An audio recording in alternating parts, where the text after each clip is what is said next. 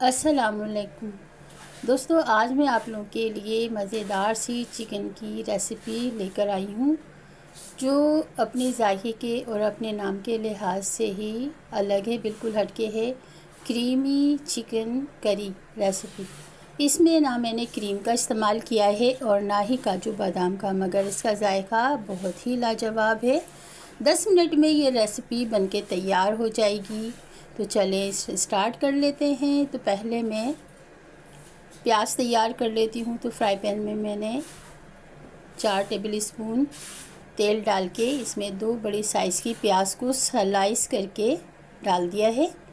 अब इसको मैं सोटे करूँगी, बस मुझे फ्राई नहीं करना, बस इसका कच्चापन दूर हो जाए।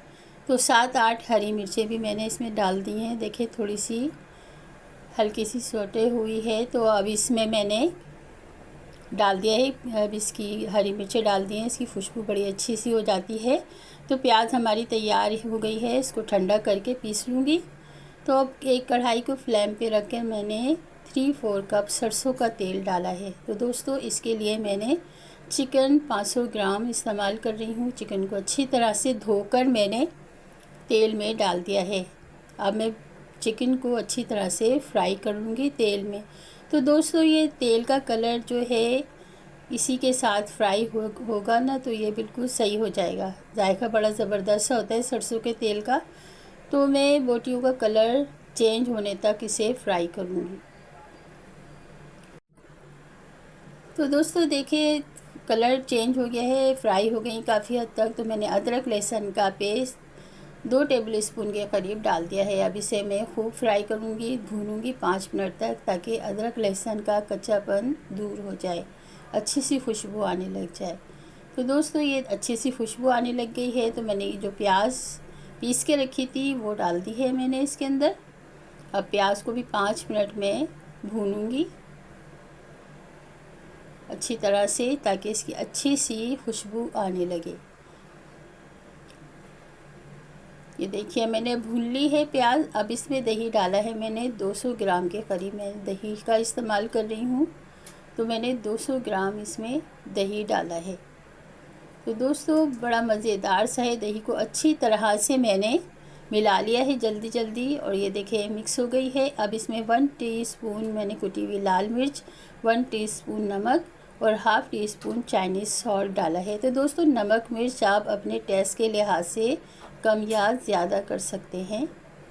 तो अच्छी तरह से हम मिक्स कर देंगे। ये देखिए भुन गए हैं अच्छी तरह से, मैंने मसालों को भून लिया है, कच्चापन दूर हो गया है। अब इस स्टेज पे मैं 1 कप गाढ़ा गाढ़ा सा दूध इसमें मैं शामिल कर दूँगी। तो दोस्तों दूध डालने से इसका जायका बहुत क्रीमी सा हो जाएगा, और मुझे क्रीम डालने की ज़रूरत नहीं है। कम बजट में ये मज़ेदार सी क्रीमी सी करी तैयार हो जाएगी। चिकन क्रीमी करी जो बड़े ही मज़ेदार है, और इसका जायका बहुत ही लाजवाब है। तो अब मैंने थोड़ा सा पानी डाल के इसको 5-10 मिनट के लिए रख दिया है। ये देखिए अच्छी खासी रोगन ऊपर आ गया है, और तकरीबन हमारी ये बोटियाँ जो चिकन है ये भी गल चुकी हैं। ये देखिए अच्छा सा रोगन आ गया है ऊपर। ये देखिए माशाल्लाह से कितना अच्छा सा रोगन आ गया है, और ये हमारी चिकन जो है तकरीबन तैयार हो चुकी है। अब इसमें मैंने 2-3 हरी मिर्चों को स्लाइस करके डाल दिया है, और अच्छी तरह से हम मिक्स कर देंगे। तो दोस्तों तैयार हो चुकी है हमारी चिकन क्रीमी करी, बड़ी मज़ेदार सी है। तो ट्राई ज़रूर कीजिएगा, माशाल्लाह से बड़ा ज़बरदस्त सा फ्लेवर है।